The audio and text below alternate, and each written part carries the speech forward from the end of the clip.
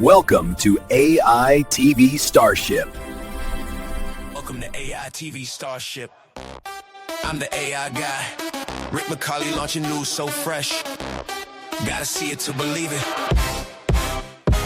We break the wire with the stories that amaze. Deep dives come and lighten up your days. Tool Time shows you how we make it shine. Building futures with AI one step at a time. Yo, Rick, slow down. I'm Brandon, the producer. Save some tools for me. Shout out.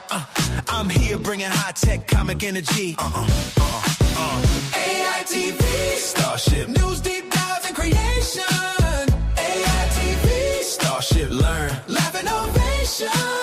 AITV Starship. Amplify. I can listen to this all week, baby. Yeah, we've been listening to it 1 year all anniversary. year. Happy anniversary, man. It also popped up that you and I have been friends for more than a year, I know, but somehow on my Facebook it even says, hey, happy friendiversary. So, man, Brandon, this has been spectacular. I when I started this, and we started this, I should say, more appropriately, I had some ideas. This would be a lot of fun.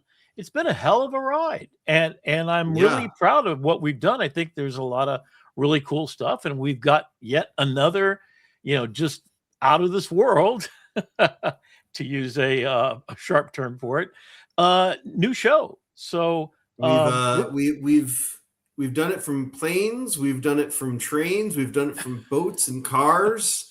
This has been the most multimodal show on YouTube, I'll tell you that. Yeah, multimodal, multilingual, multidisciplinary, multi-everything. It's a multiverse. Oh, it's a multiverse of TV show. That's what it is. Yeah, we're entering that whole thing with was it the the multiverse? What franchise is that? Is that the Avengers or something? The multiverse? Yeah, Marvel. I don't know. Yeah, Marvel multiverse. So we're a multiverse of. I probably just deeply offended some guy. It's the DC universe. What are you talking about? I don't know that world at all. Oh, I know. Well, I think they're both kind of the same idea. I think it's a Star Trek universe. That's what it is. So I got some. I'll tell you what, Ricky. Well, before that, I just got to wax a little bit.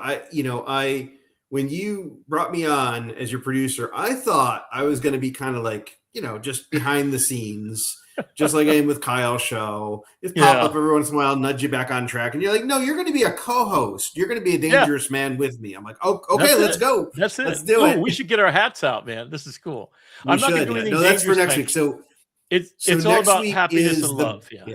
Yeah. So it's next week will be the kind of the after party of this is 1 year wraps. We've done 52 hours 104 hours of programming. Yeah. And YouTube has decided they still don't want to monetize us yet. So we're going to pause the actual show for a few months, for a little while after this one. But next week we're going to be back same time, just with a more casual show. We'll just kind of reflect on the past year and where we're going. But for right now, Rick, you've got some breaking news that you will share with us.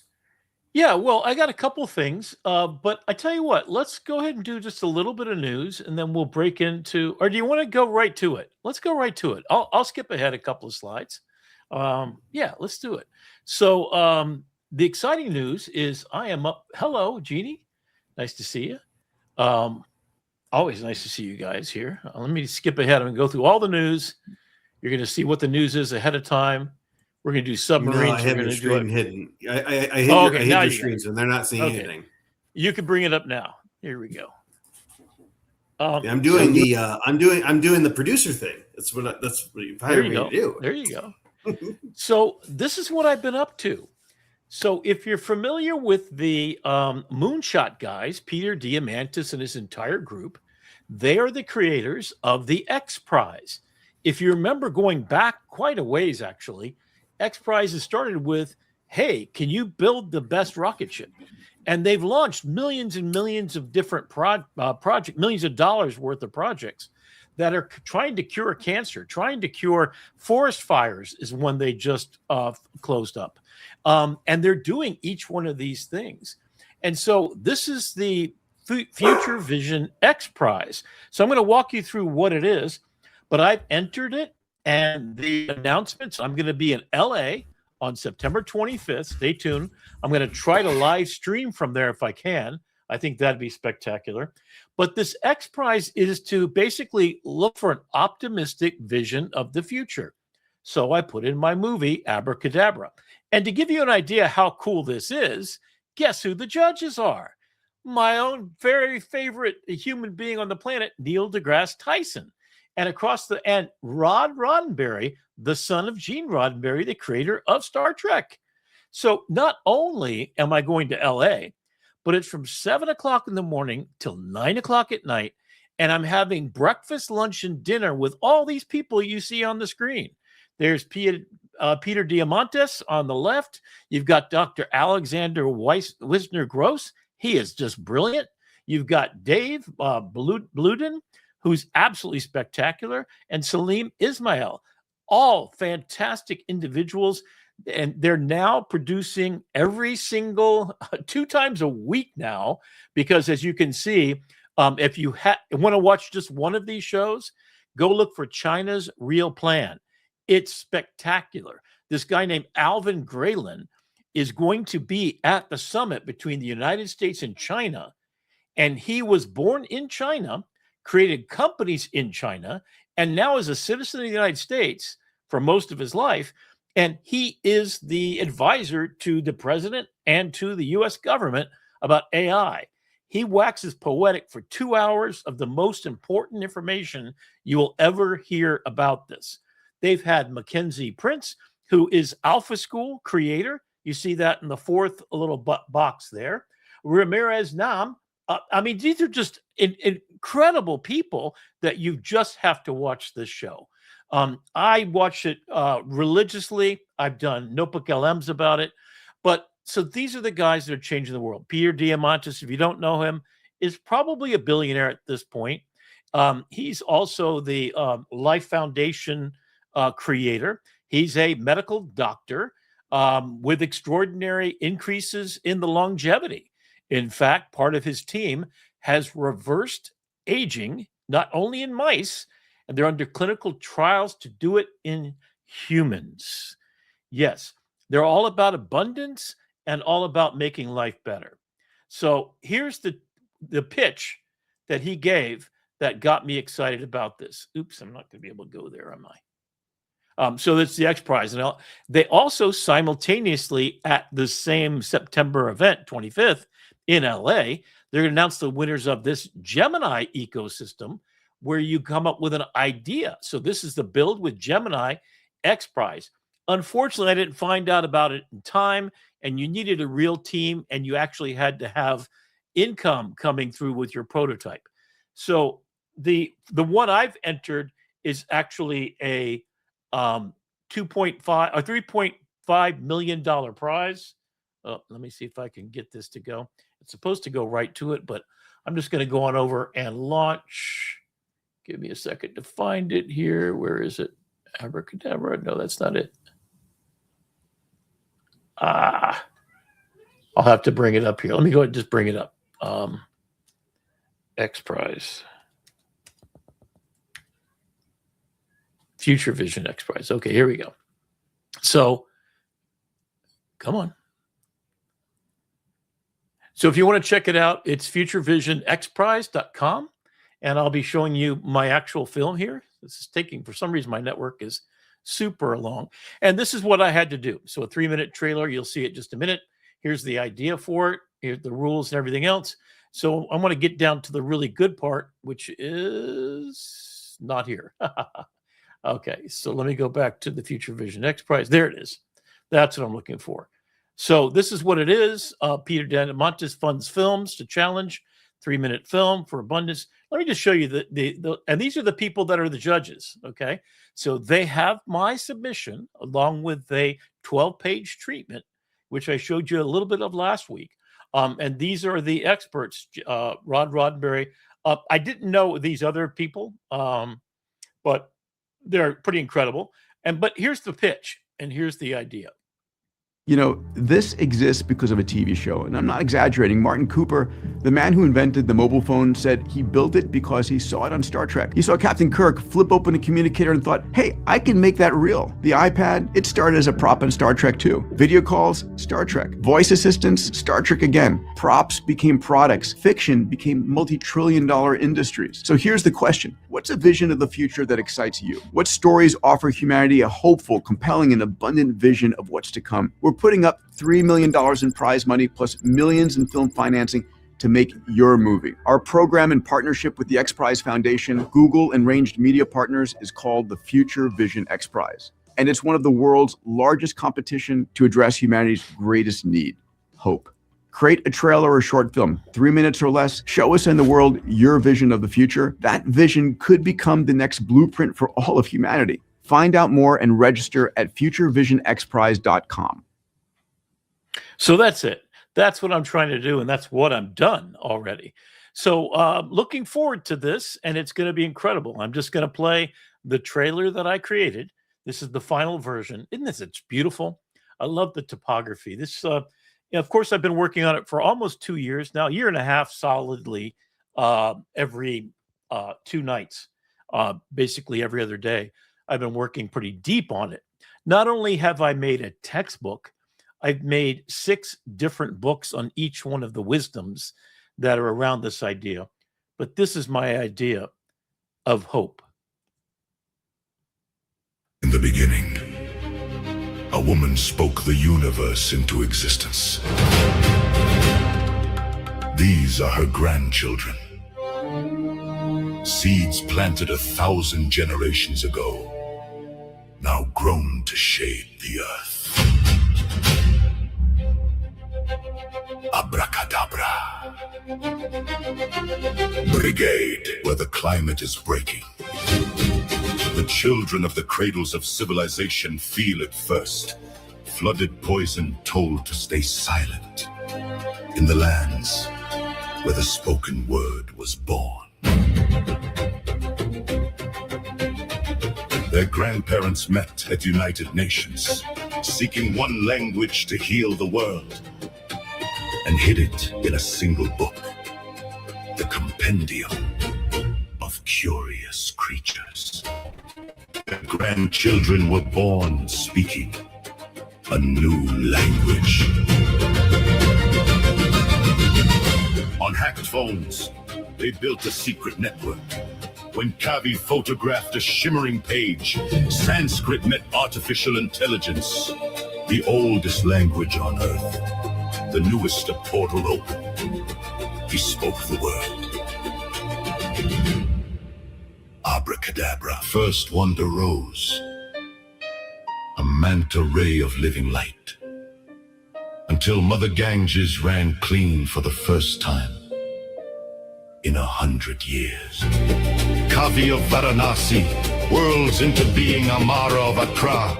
Ash into soil, Tomoko of Fukushima. Forests into green, Samuel of Lagos. Smog into Sun Lucia of Medellin. Deserts into bloom, Dakota of Turtle Island. Keeper of 7 generations. I think I can we a 7th star ignites. They spoke clarity into the fog, gardens into deserts, and gave it all away. Love and time, the only wealth that multiplies. Abracadabra. Brigade.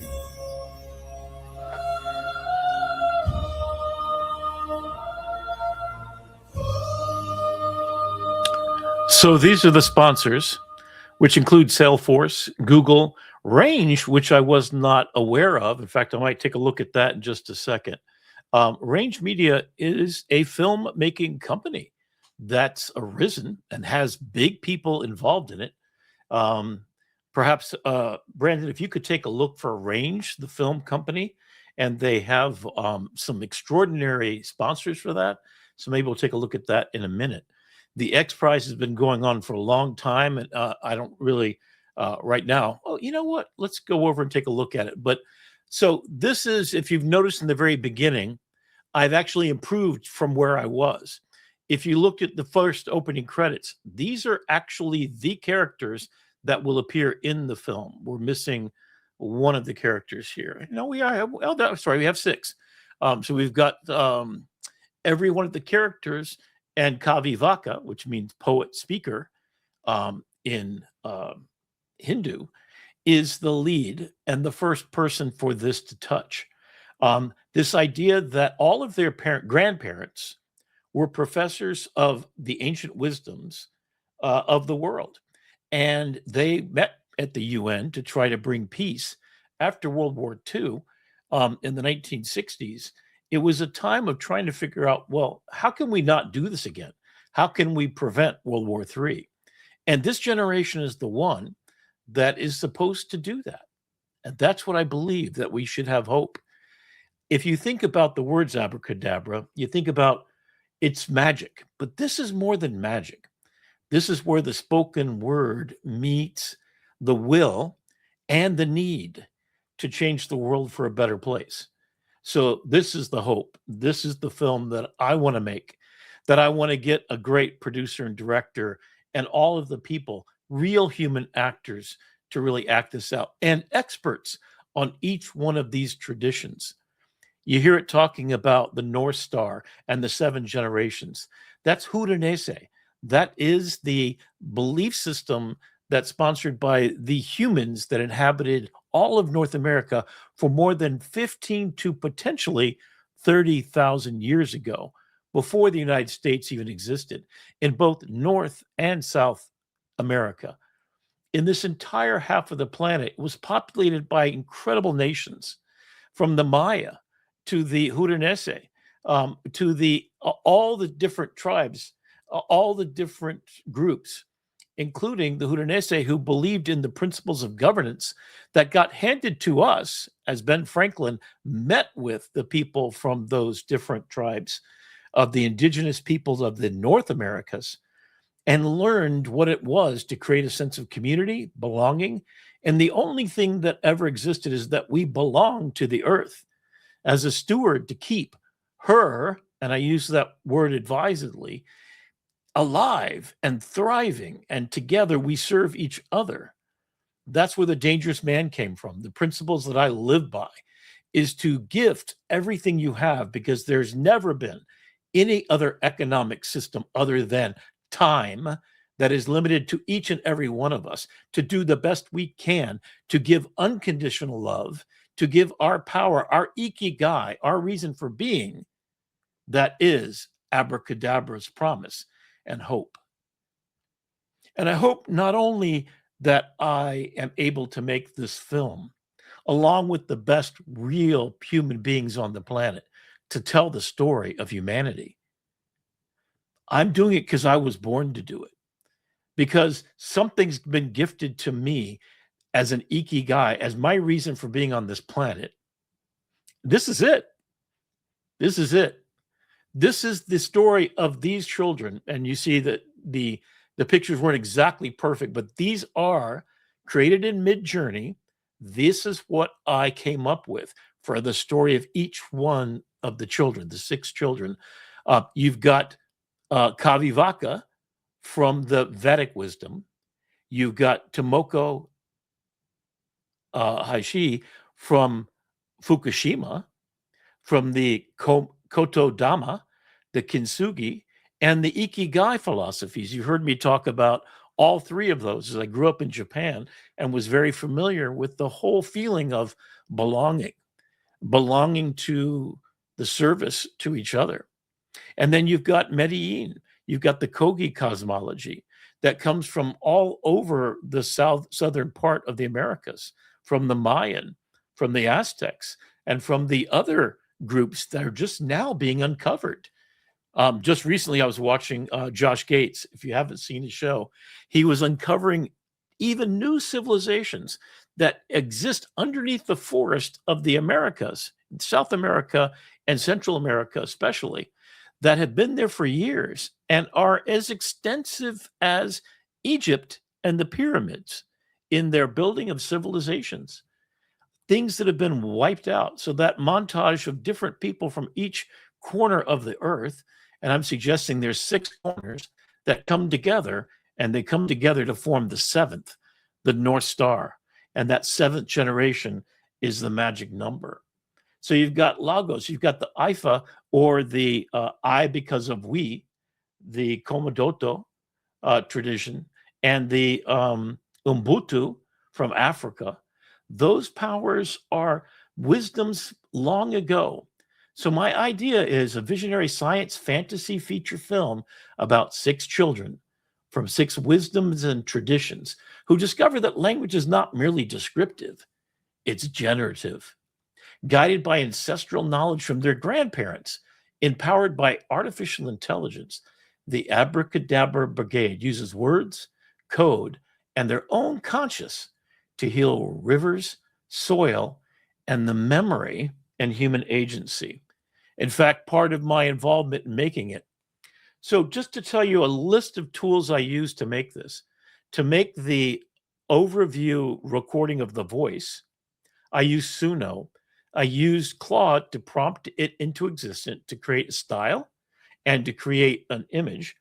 Here, I'm going to take you to the website, which was created. Let me see if it will go there. Please launch. There we go.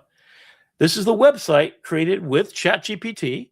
And to show you this is a full website, look at the beautiful topography. Look at the idea of ancient wisdom, artificial intelligence, and human love. So I just went in, I threw everything that I had done. You can see that I talked that image, and there it went. I've got this so you can watch the actual film vision itself.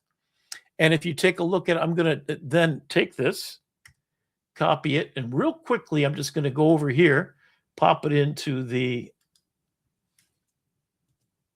story at the bottom. Yeah, this is better and better, isn't it? Oh my God. And I'm going to come back over here. So I'll show you this in a minute. So this has the entire brigade.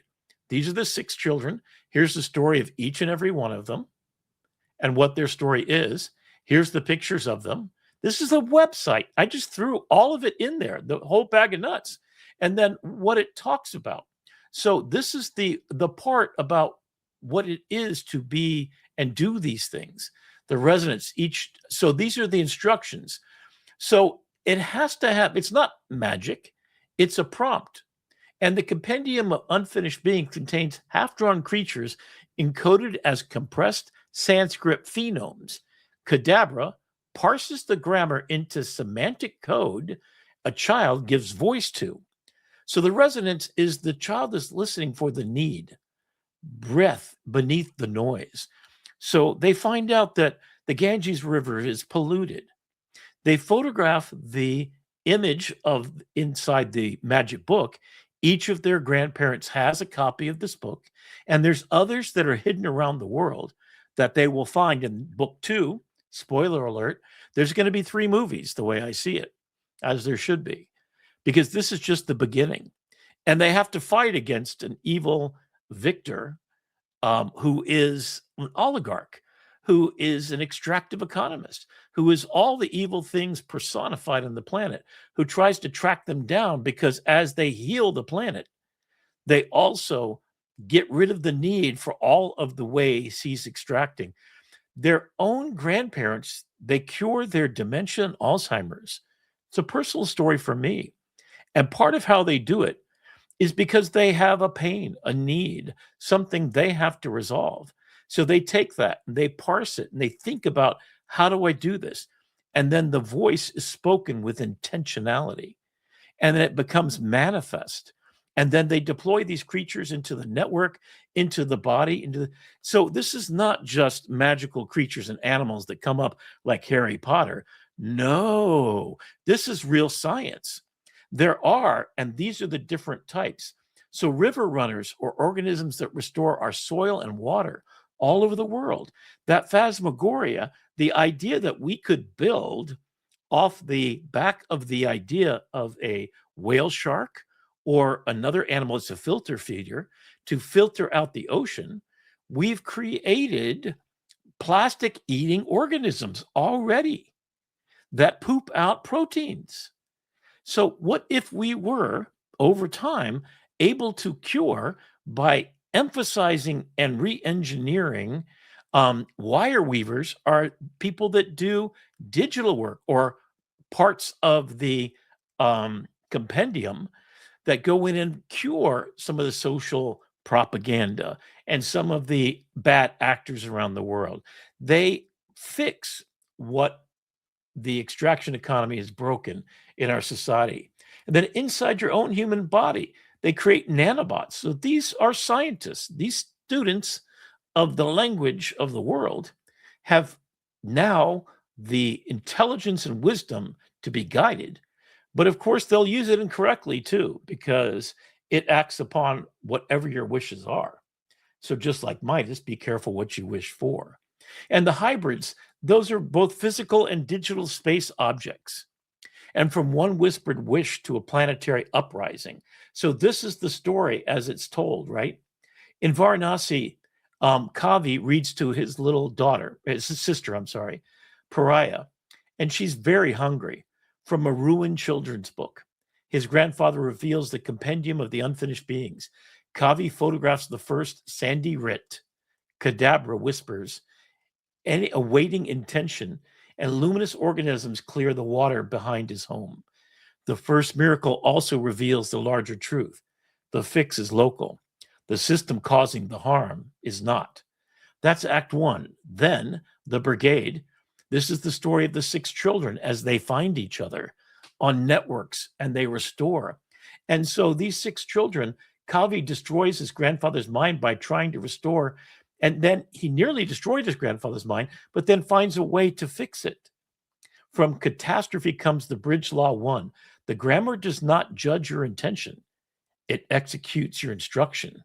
So the restored elders convene, and 5 ancient words become one living principle. And then the consortium. So this is Victor Hagen. This is the evil extraction empire turns healing into a threat, and the children into targets. Propaganda, bioterror kids becomes a trend on social media. So it's a huge fight between the evil that are trying to stop these children from healing things. And at first, no one imagines in a million years it's children fixing these problems. It's children stopping the extraction. And then the principle is released, Abracadabra principle, to the entire world.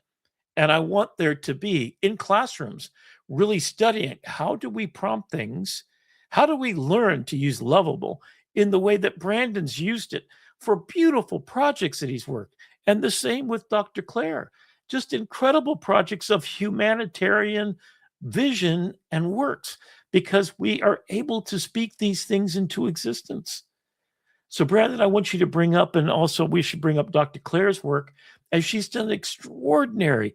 She has like, what is it, 27 different groups of things. So this is what it's about. The world is more broken than we knew, and we have more power to repair it than we imagined. The gap between the world as it is and the world as it could be is exactly the width of a sentence spoken with enough precision, enough love, and through enough responsibility. And that is the Abracadabra principle. That is what I live by. And there was her human radio. This is a true story. In fact, on the AI Salon, I was watching Kyle's presentation. This guy came on, he said, there's this radio, a real object in Japan. It's called the Wayback Time Machine. And it's being deployed and functionally working to restore memories that have Alzheimer's and dementia patients across Japan have. So it's a real story. So I started checking it out. And the way it works is, as my mom every morning would listen to Nat King Cole, and then she believed that I was my dad and recounted her courtship. And so the memory brought out by songs, in fact, her favorite song, ironically, was, what is the name of it again? Oh, what am I? Why am I losing it? I'm kind of losing it right now. I guess I'm a little excited about. But Nat King Cole's Unforgettable, Unforgettable. That's it. And then she can dance and she can remember. She would remember, and this is true of everyone who's lost the near-term memory, that the old memories of smells remain forever. It's not affected by the plaque. And the music, which they found out in Japan, that remembering things from your old days when she was dancing with my dad, she would remember every song, where it was, and what she did, even with more clarity than she ever expressed to me before. So I sat there and I enjoyed what it was like to look at my mother's eyes. And she would look at me like she looked at my father. And I could see myself being born in the love that that woman had for the world. So I dedicate this to her, to unforgettable memories, to the thing that made me me, that unconditional love that I believe every child is born with, the curiosity, the creativity. And we've extracted it out of even the students that I see in my classroom show up not believing in themselves, doubting. When every child who's 5 or 4 has got a Batman cape on and thinks they can fly, and then people keep telling them they can't. Well, I want to bring that back because it should be unforgettable that you are born of creativity, of love, of purity, without any original sin, no matter what religion diabolically tells you you are born with. It's just not true.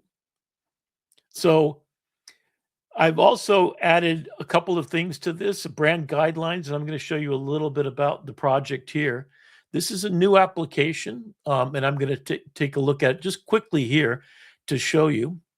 And it's called DiffUI.ai. It's an app. So I'm going to pop that in there for you. And you can see what it does is it goes in there. These are some projects that I'm going to show you in just a second. But you basically, for very, very cheaply, can then create all these different files. And what you do is, in the case of Abracadabra Brigade, is I loaded up, as you can see here, all my images, and then I tied it over here to create a brand guide. So let me kind of zoom in here real quickly. Those of you familiar with, and you get $5 of free credits, which made me create all of this with $5. And then when I tried to join up, because you pay as you go, it's basically ChatGPT. So it created this, and you can see all of these are streaming in. And then I enter a prompt. I want a brand guide. And then it created these different brand guides. So then I did a couple of them, and I made, this was pretty much a really nice brand guide that included the color palette with hexadecimal numbers and the storyline, depth, mystery, infinite potential. So if you know design, it's got contrast ratios it's thought about. Color palette, our hues are timeless, grounded, and evocative. There's the typeface that you could use, and Trajan and Cinzel display. Beautiful choices. Look at how this looks. And then the emblems and seals and the human, which is this heart symbol. And it created all of this from just a simple looking at what I did, even the character presentation style and the clothing. So if we go down here, here's all the clothing. And again, each time you basically get in about 3 minutes, you get 4 different versions. So you can pick them. I'm sure that QR code would work, but it's just showing you that I could create a website, which I did, as you saw earlier.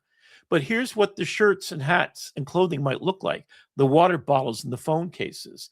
So this is kind of a spectacular tool, even if you cannot design. And there's the brand guideline: 6 children, 6 traditions, 1 mission, heal the world with words, code, and conscience. And then it has the whole is more than an apparel. It's a living symbol of wisdom, creativity, and compassion. Inspired by 6 children and 6 traditions, our collection carries the mission forward, uniting ancient knowledge and modern purpose. Wear it, live it, and share it. Wow. So that's what I'm going to be using all during my class this next semester as I start this Monday with a whole new revived way of thinking about it. And this is basically just screenshots as we just looked at. There's the brand guides you can see for that. Here's the other one that I've chosen. And this is the apparel one. So I really am going to open up a store. I don't know about you guys, but I want to wear these. So I'm going to be doing it. My brand guide's going to turn into, in my class this semester, we're going to take the branding class. We're going to actually open up each of these stores. We're going to make these of the quality that you will be super proud to do. We haven't decided if we're going to use an Etsy store or some other fulfillment way, or maybe even create a store on many platforms. Here is what I took from, this is a project window. If you see on the left, those are 4 screenshots from my Hello USA project, which is the pathway to citizenship. On the right is the apparel for that citizenship, Hello USA, and the little speech bubble. I think that's right on. There's the topography and everything about it. And then here is that same thing. Look at, it's got even got the iconography for legal help, language tutor, civics prep, document, grocery guide. So it's got the UI, UX, and the 6 colors with the contrast ratio. Each one, Liberty blue, navy blue, white, slate gray, etc. Just gorgeous. There's a little bit of distortion here, but I'm going to be making these into separate pieces because you wouldn't slam this all together on one page. But you can see it's got interface guidelines for UX UI screens. So it's got logo and mark. So you have a word mark, an image mark, and a tagline. The OS for citizenship. In fact, I had not set that in place yet, but it grabbed it right from there. And so everything else is consistent with what I started with. Pop in semi-bold is the typeface, is sans serif. Beautiful choice, right? So that's how smart it is. And look at these clothes too. I can't wait to have that water bottle and that cap, Hello USA, and welcoming people from other countries to our country. And even on the right-hand side, there's a little bit of a distorted, but I'll have my students fix that up. So it'll be presentation. We'll make a website to promote the application. This is my Upskill USA. All the stuff on the left is PowerPoint slide material. And then you've got these items. Look at this. It's even got a brand. So every corporation in America has a PDF you can download that says, what are the colors you can use? What's the topography? How can I use it, not use it? That's what this is. Look at the alternative logo mock-ups for the AI Institute at Broward College, for Upskill USA as a word mark, as a tagline, Rebuilding America Middle Class, and the GI Bill for the AI age. And there's ads already made for you on the right. Here is poster ads. And here is even lunch boxes. And then Together We Rise, Rebuilding the Middle Class Together. Skills today, stronger tomorrow, opportunity for every American. The future is ours to build. Oh my God. This is a complete branding kit. Obviously, it took from all the stuff I put in, but it even extrapolated further than I imagined. I said, give me some billboards, and there they are. So this little application is just a spectacular kind of product. Here is my original human company, right? With all my music. So you'll see this is the stuff I put into it. And the brand kit you see in the top right, that's what it looks like. Wow. Dangerous Man at 65. I hadn't updated it, and I was 65 when I started this project. But here's the topography, the color palette, the gradients, real music, real stories, real man, Dangerous Man at 66. You notice it actually got the Dangerous Man at 66. And then the live story tour. So it's got me in Austin, Nashville, Denver, and Portland. Yes, I'm going to go do there, and I am going to perform my songs there. So it's even got a little logo. It's got an armband. It's got all kinds of really cool stuff. And then I imported my notebook LMs in a lot of cases. So you see the guitar over there, which says music focus. That came from my notebook LM because I did a whole background on what the process was. Okay. So I'm going to stop right there for just a second. I'm going to break back to our you still there, Brandon? There you go. Yeah, let's see. I am here. That's so cool. There's the Abracadabra Brigade. Yes, it does keep getting better. Just life keeps getting better. Thank you, Jeannie, for being a part of it. It really, my love. And I was going to give a shout out to Jeannie and Claire, Dr. Claire, who have been here, I think, for all 52 episodes. Yeah, really absolutely. In fact, we need to have them a lot more on the air. I made 3 albums in the past couple of weeks. Love it. Oh wow, look at that. And then you got to get all that Suno music in before the September 3rd deadline. Yeah, can say that again? Got to get all that Suno downloads in before that September 3rd deadline. Yeah, I've pretty much downloaded as I've been working, and I've got them categorized. I'm ready to launch 10 albums next year. I've already launched one. What I haven't done, in fact, Dr. Claire, if you want to get with me, Dr. Claire, I would love if you would put your website in the notes there, or Brandon, do you have that where she has them all together? Curious Compendium. There we go. Yeah, let's get that on the air so people can check that out, because it's really spectacular.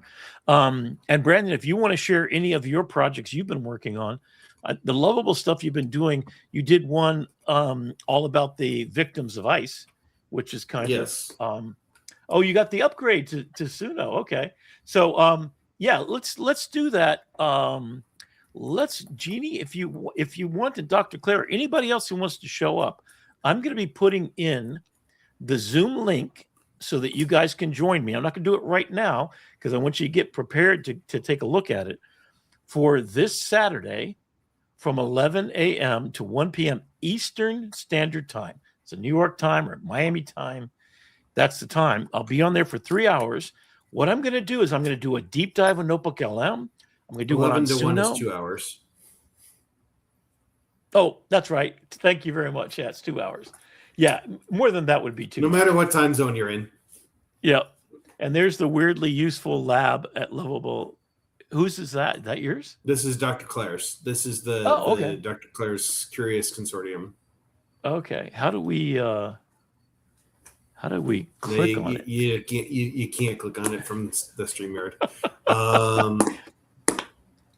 But you were starting to say what you're going to do on Saturday before I so rudely interrupted you to correct you on your time math. My future kind of idea is to start to do deep dive tutorials on each of the applications. So Notebook LM, since I've done I did 5 hours, I think, altogether of notebook tutorials. So I'm going to try to get it down to 1 hour and then give you the best materials, including in each of these will be at least a 20-page PDF you download with all the links in it to everything I talk about. So the idea is you'll watch probably a half hour when I edit it down. Then you'll download the PDF. It will have my entire Notebook LM Rick McCawley page, as well as everything I've ever learned. All the prompts will be in there. So the idea is I will give you a package for free about Notebook LM. Then we'll go over to Suno, and I'll give you some access to some of my songs and the process and everything. So I'm going to be building between now and January 1st, but I'll be publishing them as soon as I get them.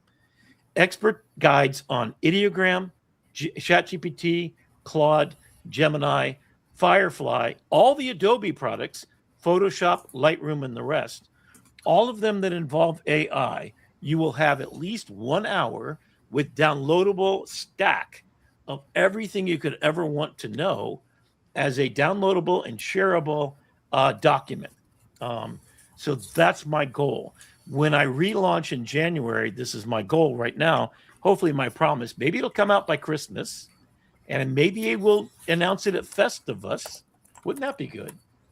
I'll try to make it Festivus. I think that'd be cool. I think you'll get an early Christmas, or maybe you'll make it a Hanukkah gift, where I'll present AITV, which will be my new trademark name. Going to drop the Starship. I love it, but we got to go for brand power. And then every episode you have will have downloadable, actionable stuff to do. And then if anybody wants to share or be part of the process, Saturday is going to be my workshop to produce these objects that you can download.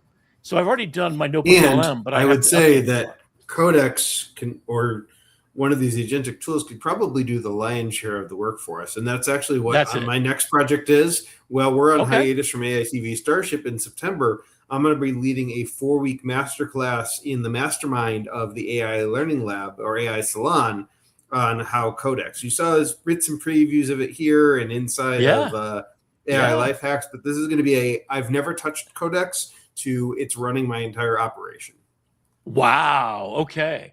So I'll share with you that I'm going to do the exact same thing with Claude.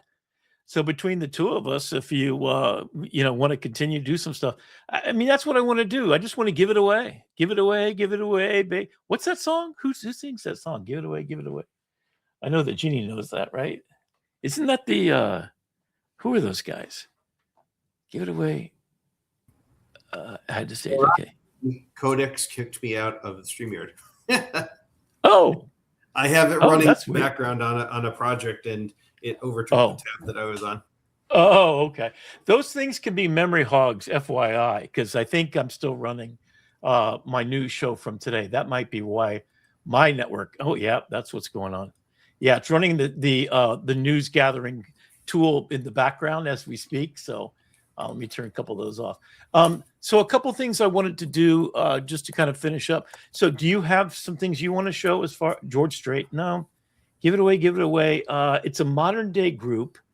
Coldplay. God, what is it? Give it away. Give it away. What's the trivia question? Who's give it away? Give it away. Musical band. Give it away. Give it away. Give it away now. Red Hot Chili Peppers. Red Hot Chili Peppers. Thank you very much. Yeah, I'm sure George Strait did it before. Yeah. Okay. There you go. Yeah, that's a trivia question of the day. In fact, we should have a trivia show in the future too. Yeah, they're amazing, and I think that idea of giving it away is kind of what I'm feeling like. It feels really good to do something and people to receive it. You know, Brandon, you did something really beautiful for me that I want to share, and that is my whole notebook LM, which I'm going to copy this right now and put it in there for everybody to see. Let's see. Let's put that up there. And this is easy for you to show. There we go. notebooklm.rickmccauley.com. So Brandon, a couple of months ago, shared this. And how many people have looked at it already? Or over 11,000 impressions on Twitter. And from what I understand, about 5,000 people have used it continually.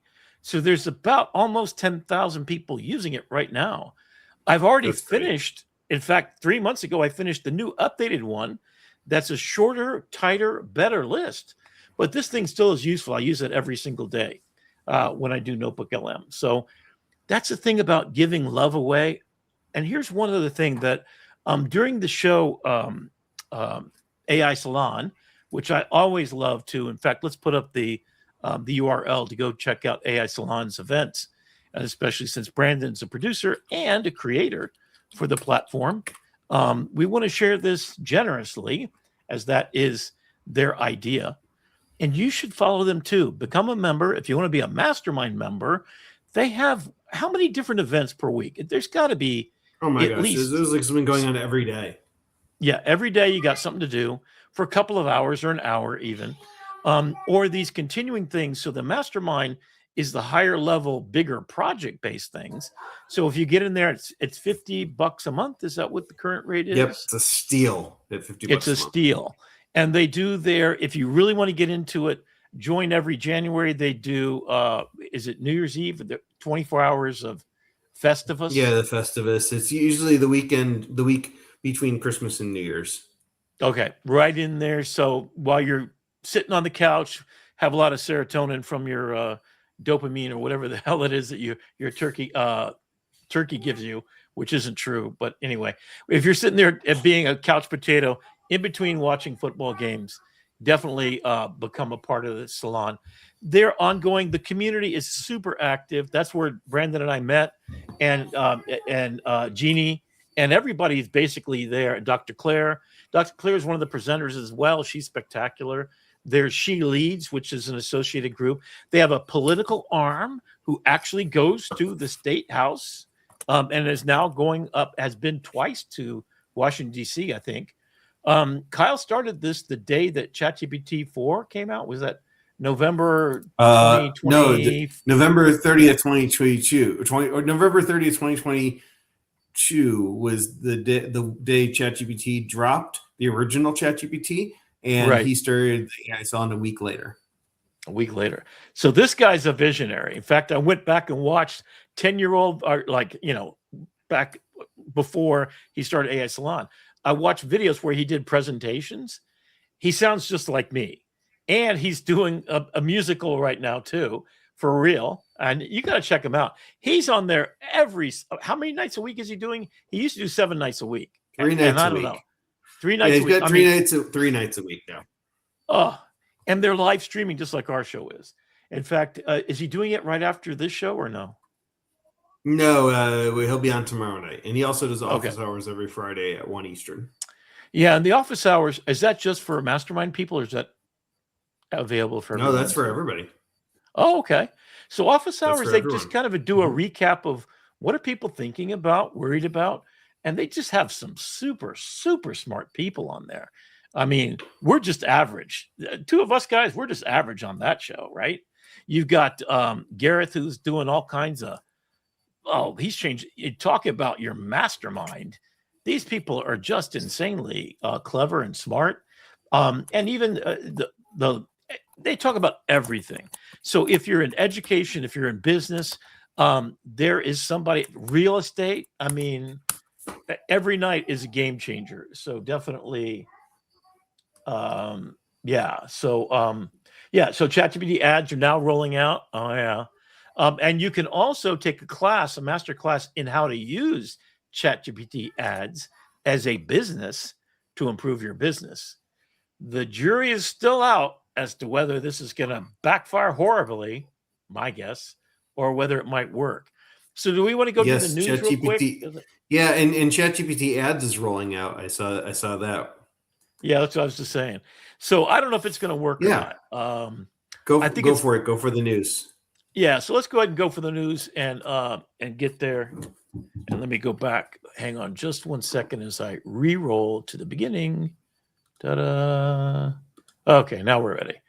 So Anthropic has launched this Claude computer and uses Skills API and Files API for production agents. So this means, so you have your on-computer use, you have your browser usage, this is your operating system's usage. This is deep. It takes over your entire computer.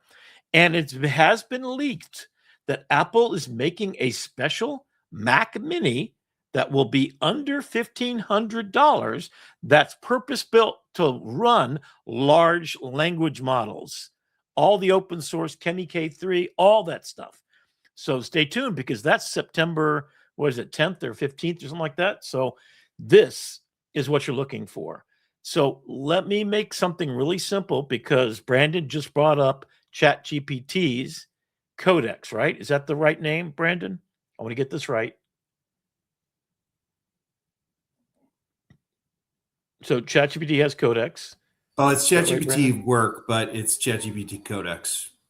Yes. Which is 3 levels of increasing agentness. So if you just use ChatGPT, you're getting questions answered and lots of detail. If you go into Work, you're then connecting to all of your email and to your other systems. So you're connecting your dots together. And if you use Codex, that was traditionally for programming, but now Codex and Work are blending together and they're becoming an agent you put on your system. It operates in a folder, a base of operations. It deploys hundreds, if not thousands, of little tiny agents that autonomously, you just say, go build me a website. That Abracadabra website is an example of what ChatGPT can do. I just went over to Codex and I said, build me a website. And I threw in everything I had, literally 50 files or so. And it just built the most glorious website in less than 10 minutes. Beautifully designed. Don't try to do that in Anthropic. I'm sorry. It sucks at doing that. But anyway, I'm using Anthropic's Claude on computer, which also does the same thing. So you basically tell it, and I will be doing future Saturdays on those 2 subjects with downloadables for both and examples of exactly what you can do. Today, there's a couple of people on the internet that are starting to put skills.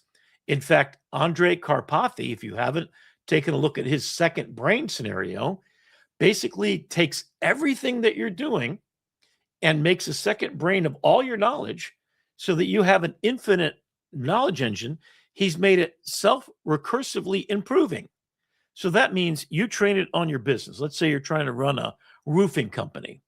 You train it on everything you do, including making all your social media posts for you, answering all your email, keeping track of how social media is looking at you, keeping track of Amazon ratings or Yelp ratings for your business. And then it will autonomously get better and better and better, training that you do less and less, and it does the work for you. In the first opening of this agent world, you're going to start by doing more work than you ever did before. Once you get to the tipping point, all of a sudden, your work goes down from 100%, which is 40 hours a week, let's just imagine, down to only 10 hours a week, down to an hour a week. And then you get your phone where it just says, hey, boss, I got a problem. And you tell it what to do, and it fixes it. You got a problem, we'll fix it. It's abracadabra time, baby. So both Anthropic and ChatGPT and Gemini really soon, as it does have some of that agency, are the ways to do it currently, as well as the old Claude bot and all the other ones. Now you're going to have these on computer, which means you pay no money, as Kimi K3 and Meta's Llama are being used in conjunction with this. So let's say you're paying $20 a month for Anthropic. You have it do the higher level thinking. And then you have it hand off to Kimi K3 or Llama or any of the large language models to do the rest for free on your computer. So your private data never leaves your domain, never leaves your hard drive. But the orchestrator is either ChatGPT or Anthropic's Claude. That's basically, in a nutshell, what you need to know about this new computer use thing is. And each one of the browsers, including the Comet browser I use every single day, has an assistant built in that can actually take over your computer. You tell it to take these 30 songs I just wrote, put them into Suno, generate the songs, download them, put them in a folder in my Claude code, then copyright them all, go through the process, pay the bill to get them copyrighted, then put them on DistroKid, then optimize them, and then do a social media rollout. And my music gets published all the way to the very end in a chain that you can then take that skill to get from creating the song all the way through the end, hand it to Jeannie, and she can use that skill on her own computer with her own music generation process by just feeding in the song she wrote and then collecting royalty checks at the other end. Oh my God, that's where we are. All right. So Claude designs protein binders against 14 to 15 targets, beating industry. So we're looking at designing customized cancer-killing agents. They've already demonstrated, there's a film, if you take a look for it out there, I should have downloaded it. They took the engine for HIV virus, which eats stuff, and they used it instead of radiation therapy, which kills all of your cells. It targets it by putting a little key inside, you see here, right? Custom targets it to attack your cancer cells based on their genomic makeup. So literally, you've got pictures of it eating like a Pac-Man, the bad cells, leaving alone the healthy ones. That's where we're at, baby. So I am dead serious. By the end of this year, you will probably see cancers eliminated.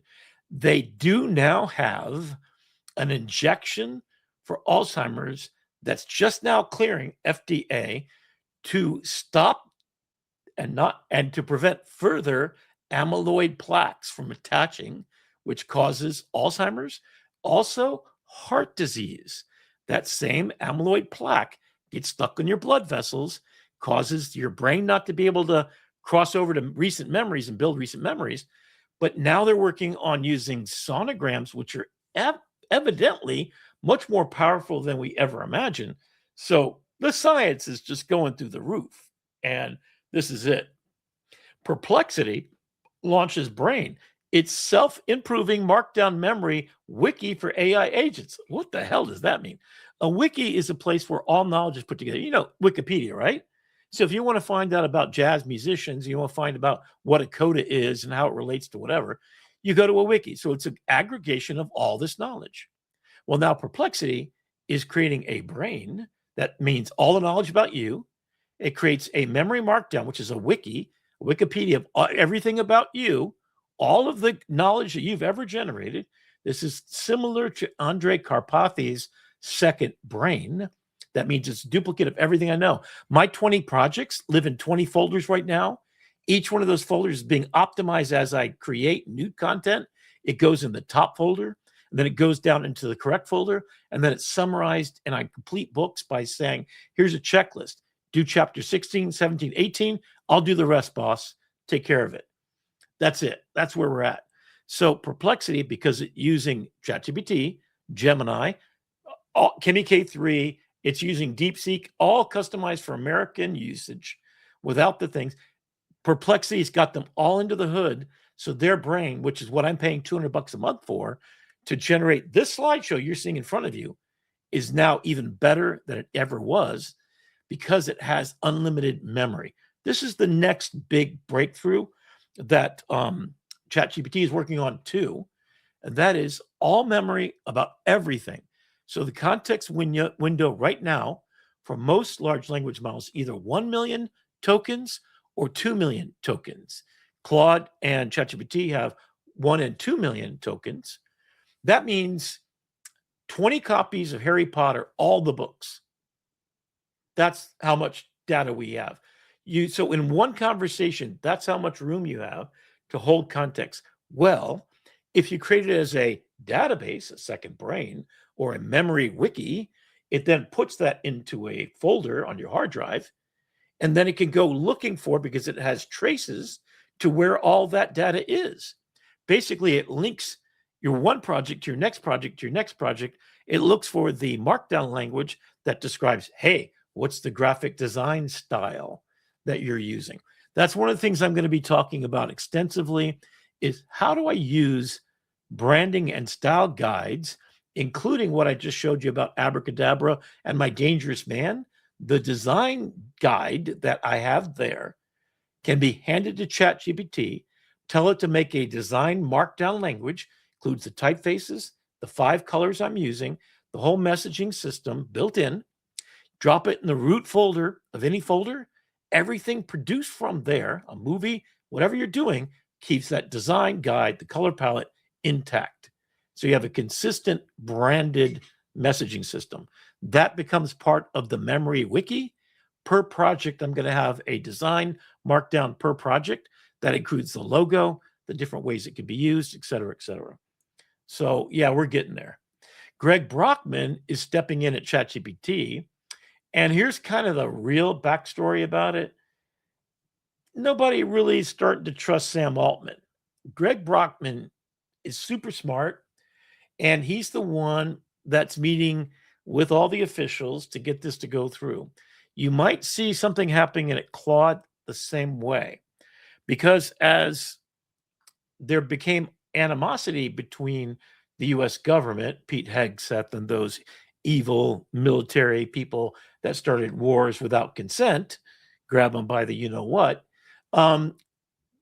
Claude's Anthropic, Dario Amodei, and his sister Daniela Amodei are kind of taking a backseat when dealing with the public.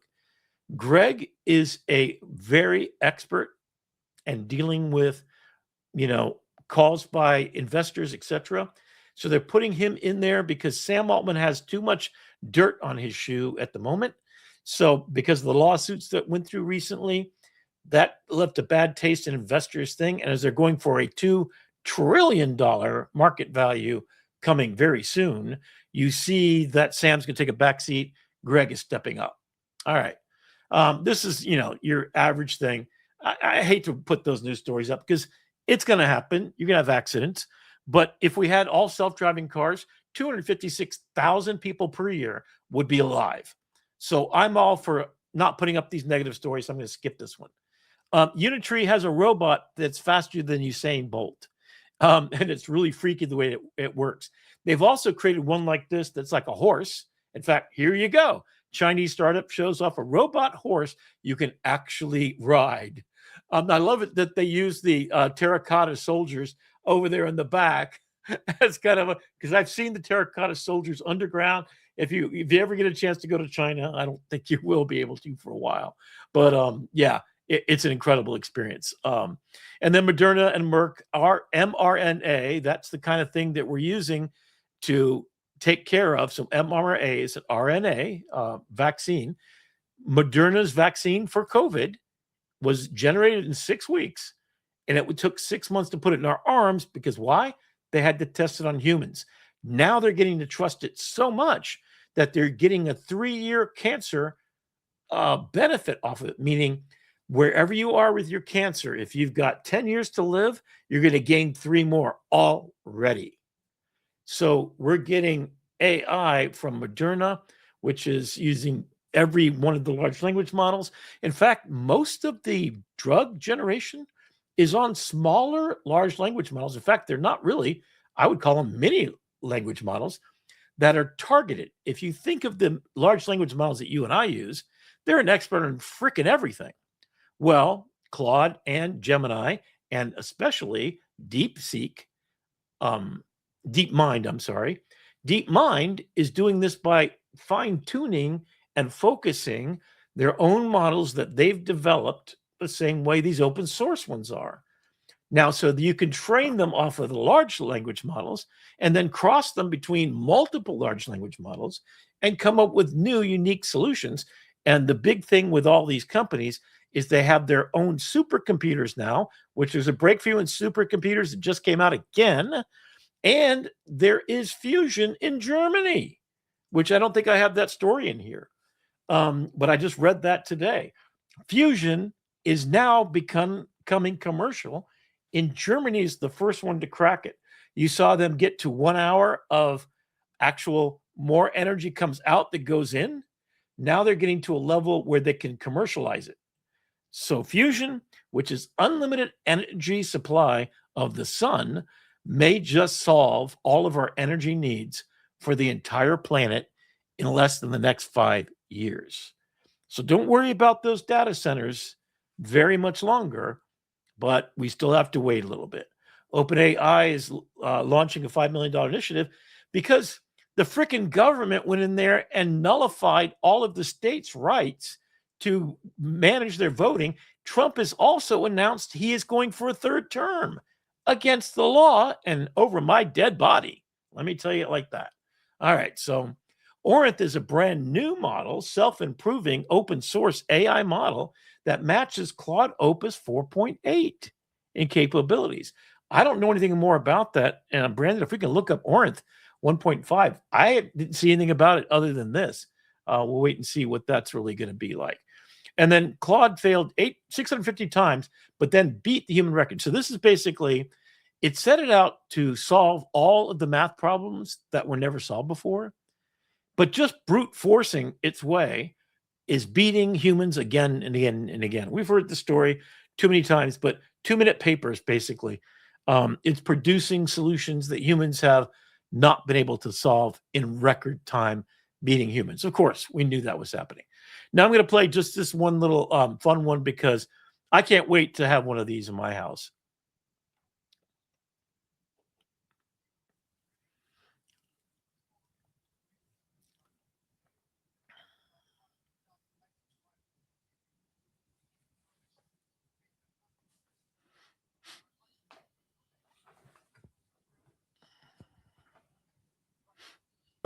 Designed for the average person. Just as EVs revolutionized the car industry by introducing advanced software that minimized the command center down to a steering wheel and a screen, we believe that we have the solution to revolutionize the cockpit, so that the cockpit will no longer be intimidating, but instead it should feel familiar and intuitive. A lot of companies have promised this personal electric flying future, but most of their designs just aren't practical. They fly with exposed propellers, and they're designed where acceleration comes with an uncomfortable forward tilt. They're basically just human-sized drones. And we know this because we originally took that route when we built the H1P1. It was cool. I even had a blast flying it, and it got the FAA airworthiness certificate that we needed. But those tests taught us something important. To achieve our real mission, we needed a more practical and refined design. So like any other company looking to actually make a great product, we went back to the drawing board and ultimately landed on the H1X.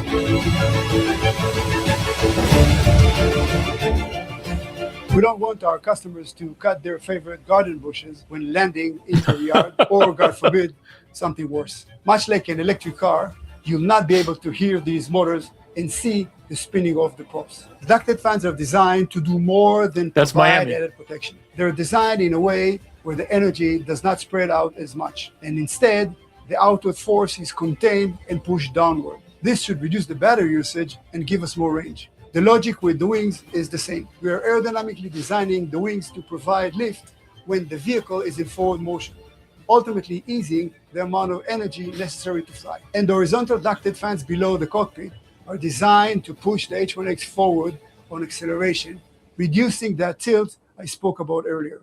As you can see, it's not just a beautiful vehicle. This is what we truly believe is the most practical personal eVTOL design on the planet to be used in our daily life. The vehicle is only half of it. We know that the most valuable thing we are building isn't the shell or the motors. It's the intelligence inside it. Bringing personal flight to the world requires more than a vehicle. We call it Soul AI. Doroni took heavy inspiration from Tesla. So our main goal is that the main flight controls will exist on this screen that you're looking at. Navigation, battery meter, time for destination, altitude, speed, charging locations, and even weather. All of it in one place right here. Soul is designed to be much more than just an interface. Our vision for Soul is that it will be incredibly intelligent at protecting you, the passengers. A 360-degree guardian in the air, constantly monitoring real-time data from planned radar, LiDAR, and vision systems for protective awareness. So in reality, you're not managing complex mechanics. You're just guiding the journey. It knows what to avoid, and it knows where to go. The true digital co-pilot you can talk to and rely on. We are not just building the hardware of the future, we are building the intelligent cockpit that we all know should already exist.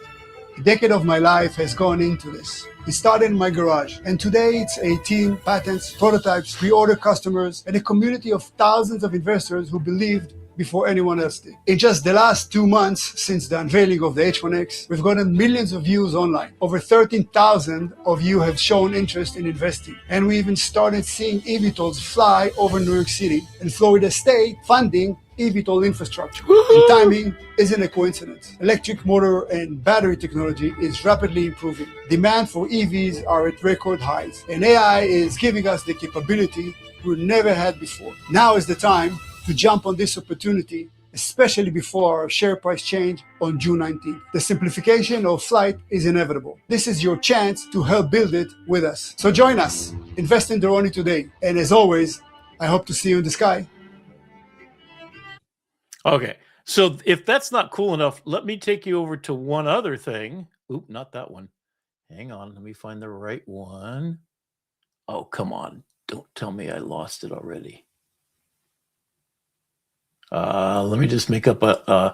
go ahead and take over for a second, Brandon. I'm just going to try to find this video. Yeah. So one of the things that I've been working on that I've kind of unlocked Claude for, or ChatGPT Codex, is we're redoing some of the websites and content on the AI Salon, and I've got it hooked into our brand kit and our WordPress. So it basically takes the information from our brand kit, logs into our WordPress, and just writes the content, right? And then we just tell it what we want changed, and then it just makes the changes for us in real time. And so I've gotten a new title, copy paste officer. I'm the CPO of the AI Salon, because I take the data from, copy it from one area and paste it into another, and then Codex does all the rest of the work. All right. So let me, here I've got it finally. I'm going to show you a couple of these. This is the other thing you need to take a look at. I don't know why my audio is not working. Hang on.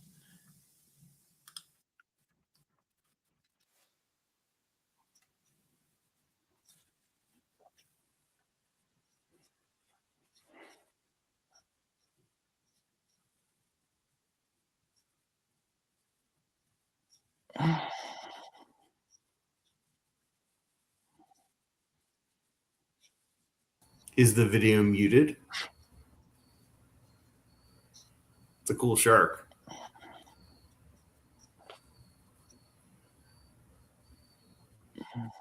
I could just. Can you hear this? In a world. No. Okay, let me go back and try one more time. I'm going to try to StreamYard it with different sharing. I could do it the bottom. All right, but you did see the other one with the air vehicle. I saw sharks. Yeah. The other one. No, but the previous U-boat. Okay, so I'm going to go to this one, and then I'm just going to share this. Let's see. Let me try this now.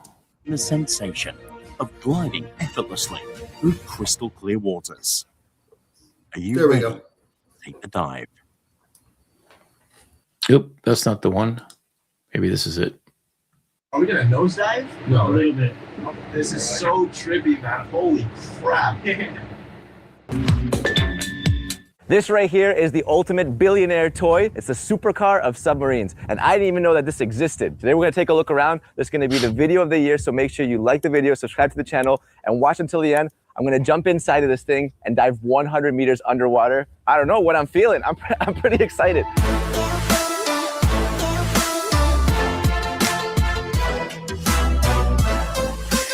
Nemo, baby. I mean, look, the first thing you notice when you look at this thing is that it looks like a supercar. I mean, when I used to think of like submarines, you know, I think of like research submarines or like military grade submarines with big, thick metal sheets, kind of ugly. This thing looks freaking sick. Look at it, man. It looks exactly like a supercar. So this one is basically designed for 2 people. This is called the Nemo 2. They also have the Nemo 1, which is made for 1 person. Let's start off with the obvious. You have a huge sphere in the middle. And this is basically where you get to sit down and enjoy everything you see underwater. I'm not a submarine expert, so I was like, oh man, what happens if you crash into a rock? This right here is 5 centimeters thick, and it's acrylic, so you're pretty safe. Also, check this out. I'm gonna skip to this. It's got claws and everything.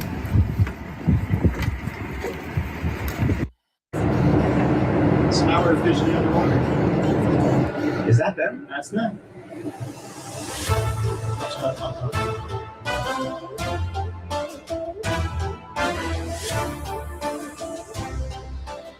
So this is my joystick, this is my arm, you see that right there? So I could just, open and close.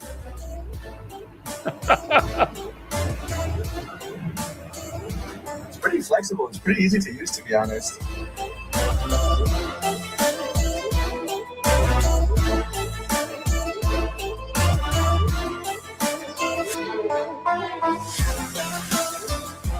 All right, check this out. So we got a shipwreck here. We are 46 meters underwater. And if you look closely, you got a lionfish right there. Super poisonous.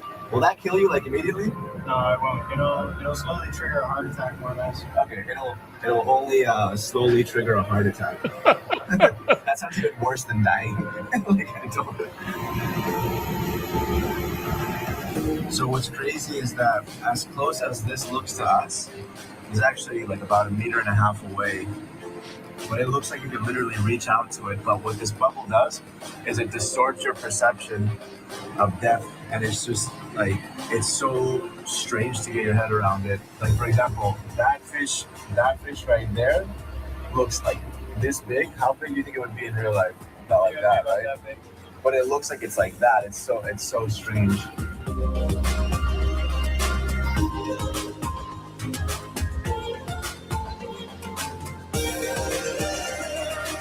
Alright, we are officially 100 meters underwater. Look, the number's even in red. 328 feet. The fish look like birds. Actually, there's no fish around anymore. That's JP. Crazy, man, crazy. This is how it's being driven. So show them how it's done. So to turn the thing, you need to just twist it. You see, you twist it like that. That's how you turn right. That's how you turn left. And then to go backward, you just pull it back. Yep, just like that. That's your sonar. So that just scans out from down there. And then that is how you control how deep you go by turning it in different directions. And this is crazy.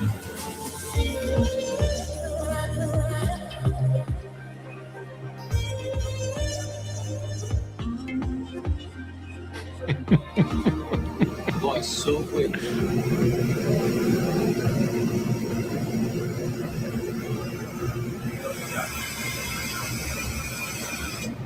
Whoa.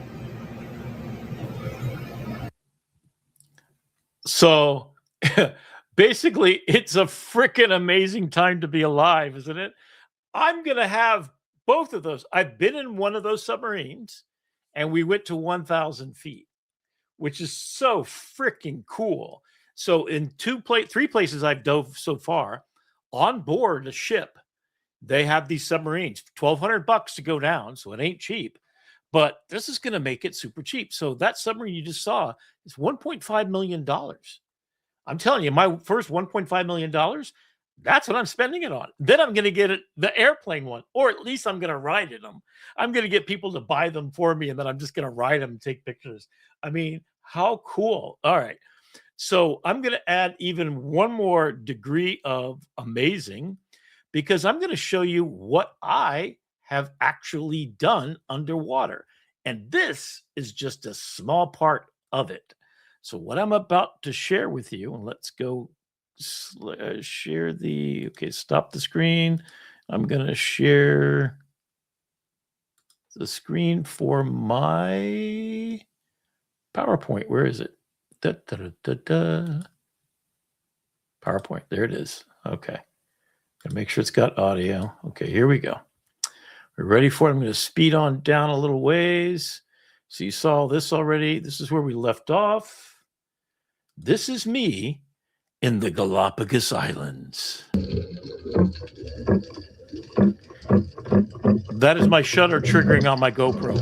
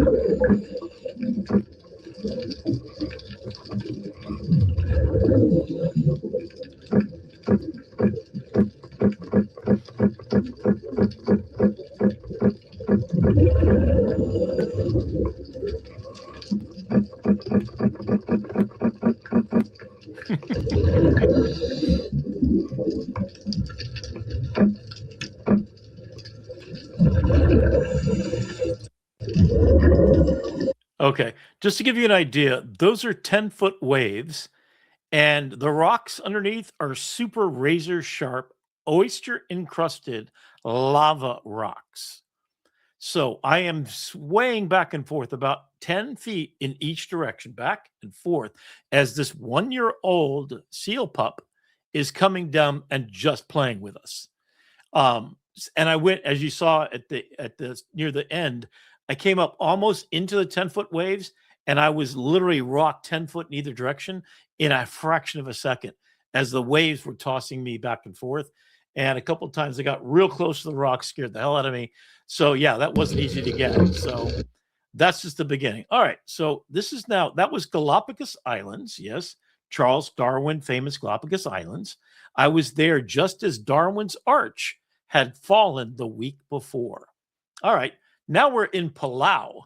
If you don't know where Palau is, it's part of the area that the Japanese and Americans fought, and you'll see some of the things that we dove on. This is the ship I was on. There was only 4 of us and a crew of 12. So the ship holds about 15 people. A family of 10 had to cancel because there was a death in their family. We had the whole boat to ourselves. So this is my friend Chris and his wife, who are now sailing around the world full time. They were pilots for, I think, French Air, something like that. I forget who it is. Oh, no, it was an American company. They were pilots, retired, living on a boat. And this is his drone footage of me going for a dive. You could see him and his wife there. We had this whole boat to ourselves. It was incredible. Here we go.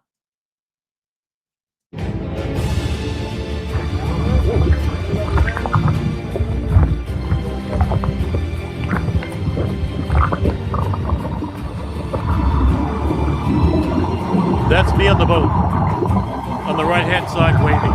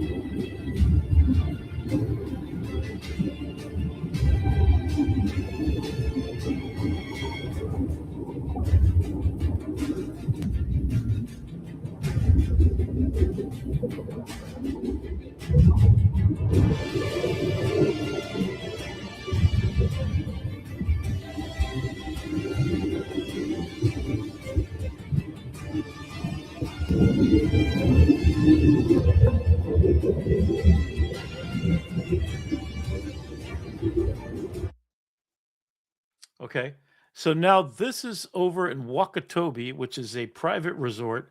That boat you saw earlier, the Pelagian it's called. These are the pictures I took while on the island, which is very exclusive. You have to get there by plane from Bali. It's just north of Bali.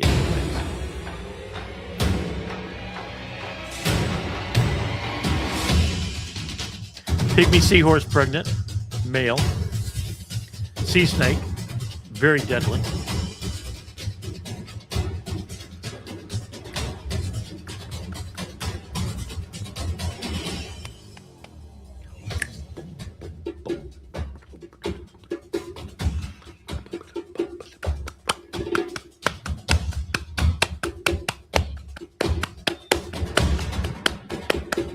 Pufferfish, stonefish, jawfish, blenny, anemone, cleaner fish, lionfish, oyster, turtle, baby, Ridley turtle being released from the dock, spotted puffer, juvenile, nudibranchs, crab. This is a cleaning fish.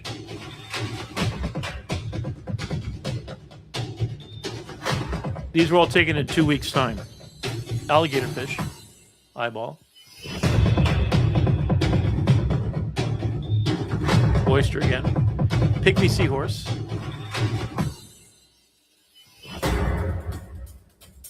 Persian carpet.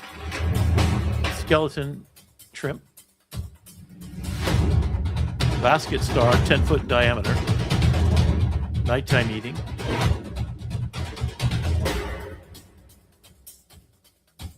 Sleeping parrotfish.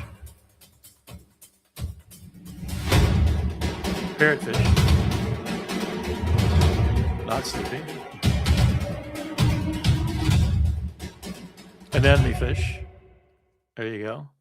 Okay, now this is in Silfra in Iceland.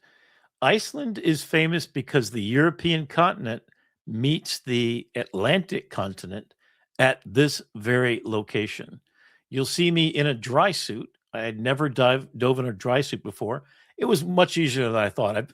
I've made over 2,500 dives so far. I'm coming in on 2,600 soon. But this is 32 degrees, I guess it really was. although 34 is what I put here. It's a GoPro attached to a stick. A little shaky, but you'll get the idea. This is literal ice water.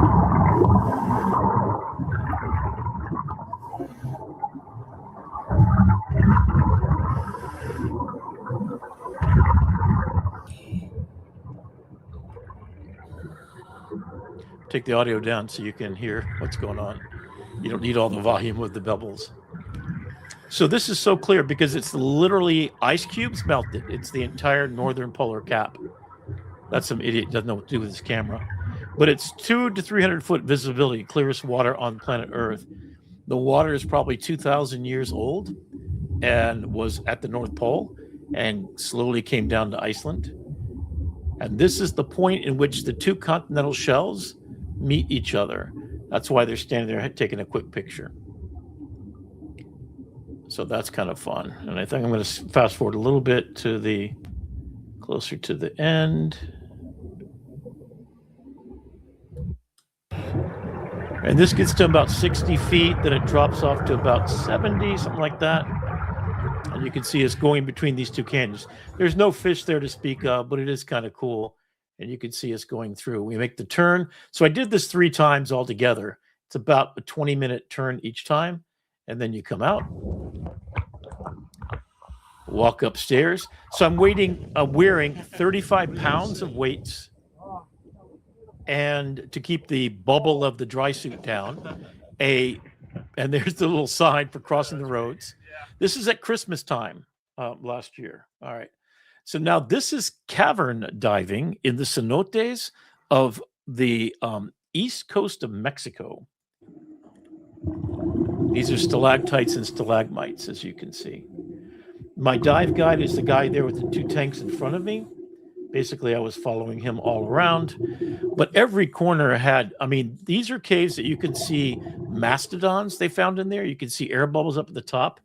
But these are tens of thousands of years old. These stalactites were on dry land and dripping from the ceiling. And then the water level came up over centuries. And that's what you're basically looking through here. But we would go about an hour through the entire process, one cavern into another, just to give you an idea. I mean, it was a spectacular dive, not for the inexperienced, however. You can imagine you're basically trapped there. Okay, this is the Red Sea. This is, I did about 90 dives there. North of Nile. So the Red Sea is a large sea, and it's almost about to be an ocean soon. With the sea currently, that's decided by how big it is. It's getting bigger, and this is from that experience. Diving on multiple ships, and I show you some things. So giant clam that you just saw, anemone fish are everywhere all over the planet. The Pacific Ocean has a lot of different fish life, spotted eel, jellyfish, and we were on the Blue 2 dive charter. And this is the boat I was diving off the back of. And this is what life is like. You live on board for 2 weeks at a time, and you go all over the Red Sea, and you see everything from jellyfish to a massive number of shipwrecks that you'll see in a second here. I don't have enough time to even show you the possibilities of what I did see, but this is just a very nice taste of it. I took over 12,000 pictures in 2 weeks. Averaging 250 to 1,000 per dive.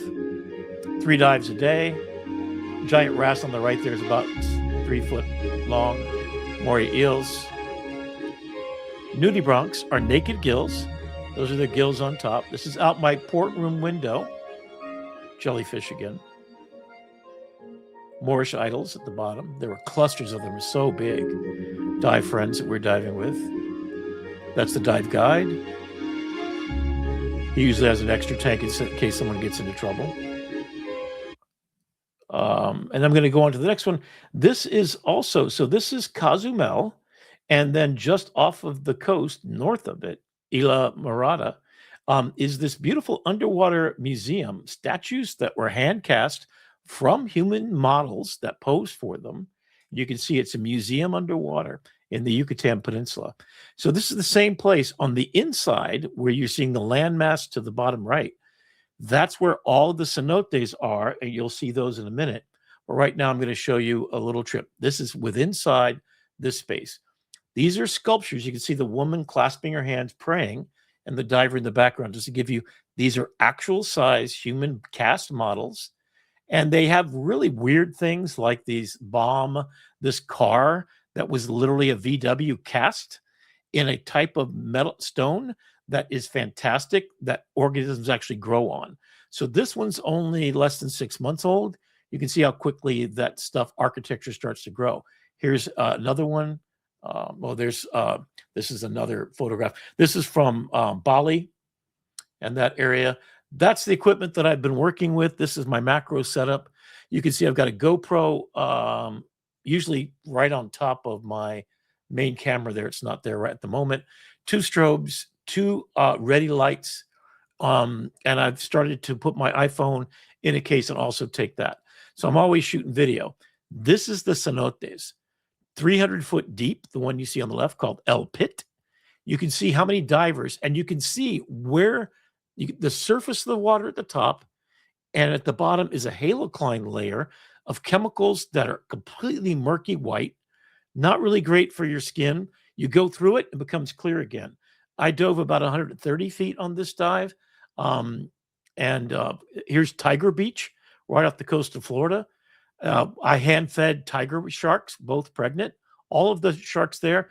It's a flat, sandy bottom. Literally every day for a week, I fed tiger sharks. This is a whale shark. In getting its sonogram, I think I've showed this before. There's my friend at the top up there, and I'll show a video at another time, but this is in Socorro off of Mexico on the West Coast. This is in the Red Sea. This is the wreck, as I'm going to show you in a minute. This is where 3,000 people died. This is during Christmas time, during Rosh Hashanah, during that whole time period. The ship wrecked, and you'll see this is the story about it. So I'm now producing a book. Each picture in here is going to tell the story. This is the Salem Express.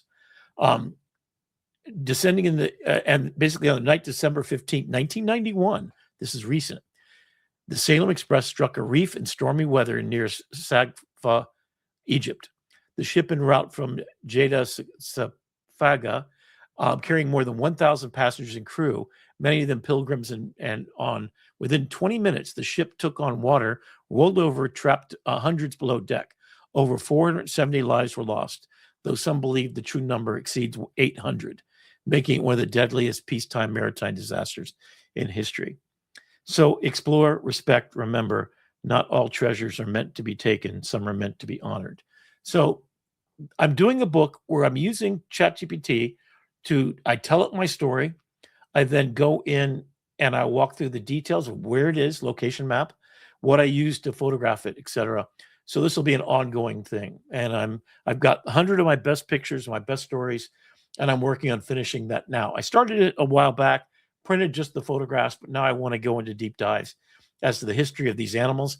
These are the 22-foot wide ocean mantas that are each one fingerprinted with their own underneath their belly. You take a belly shot. We identified 17 mantas by their belly shots, uploaded to a database. We were able to name 7 of them because they were not in the database. What the database does, whoever photographs them, it uploads it. They record their position when they photographed it. And then you create a database and you can watch where they go. If you look down, this is a pinnacle of rock that is 5,000 feet down below us. You're hanging there, going around this pinnacle. That's about the size of 2 football fields. And you have up and down currents. It's quite an extraordinary dive. This is in Roatan, Honduras. And this is just a brittle star inside of a basket. This is the sea lions in Mexico, off the Baja Peninsula, right there. In fact, you can go out there and see them and play with them. They're very affectionate, very playful, entertaining as heck. Now, this is a project I've worked on for 25 years. You can see this. This project was about water and women. And I've asked these women to pose in front of my camera and carried their stories, the stories of loss, abuse, invisibility, insecurity, or simply a lifetime of believing they were somehow not beautiful enough. I never asked them to become someone else. I asked them to step into the water and simply be. Something extraordinary often happened there. Gravity disappeared, the noise disappeared, the expectations disappeared, fabric became wings, hair floated like seagrass. Bodies that had been judged, hidden, hurt, or ignored became something elemental and magnificent. And sometimes the woman looking at the finished photograph saw herself differently. One told me, in essence, I realized I'd always been beautiful. I just had never been seen that way. That may be the most important photograph I can ever make. Water Woman is an exhibit about that moment. It's about women reclaiming agency over how they are seen, about beauty without permission, about dignity, vulnerability, strength, sensuality, healing, and trust. It is about water, the substance from which life emerged, covering our tiny pale blue dot in the universe and flowing through every one of us. Water gives life. Women give life. Both deserve reverence. Throughout the exhibit, some of the women will speak in their own words beside the photographs, sharing what stepping into the water and seeing themselves through another lens meant to them. These are not photographs, this is my roommate, Kat, of perfect women. They are photographs of human women, beautifully and imperfectly alive. Perhaps that is what I have been photographing all along. Not bodies, not beauty, but the extraordinary moment another human being feels safe enough to say, here I am. See me. I am beautiful. I belong. And these are my photographs. These are all people who are now my friends and will be forever. They shared a moment, usually an hour or more conversation on the phone, in person again. And they become timeless because I've asked them to shed their clothing and grab a piece of fabric that they felt belonged to them, and then express themselves by moving through the water. Many of these are in my swimming pool in my backyard. None of them have been manipulated in any way to be photographed, but just highlights and shadows the way you would do it in Photoshop. Some of these are artistic expressions. This is a dancer. She's a belly dancer by profession, and just a beautiful human being. Luz is her name. And I started 25 years ago, photographed all of my wife's friends who turned 40 at the time.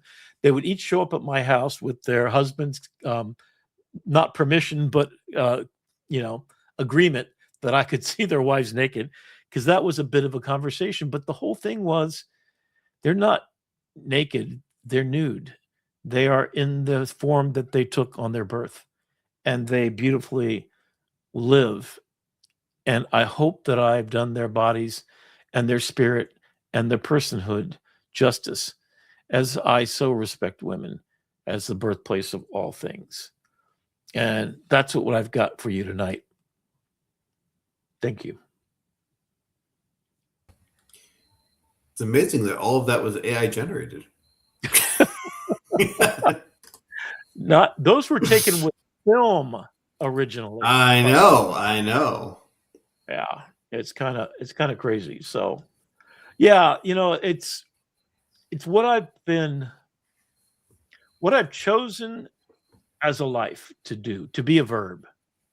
I think the most powerful thing, hopefully, you can do is become the best version of yourself that you can be.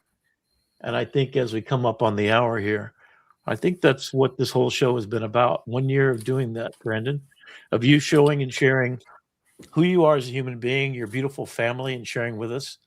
It makes me feel warm to my heart to know that there are many, many people just like me who just want to share love and live the most beautiful version of their lives that they can.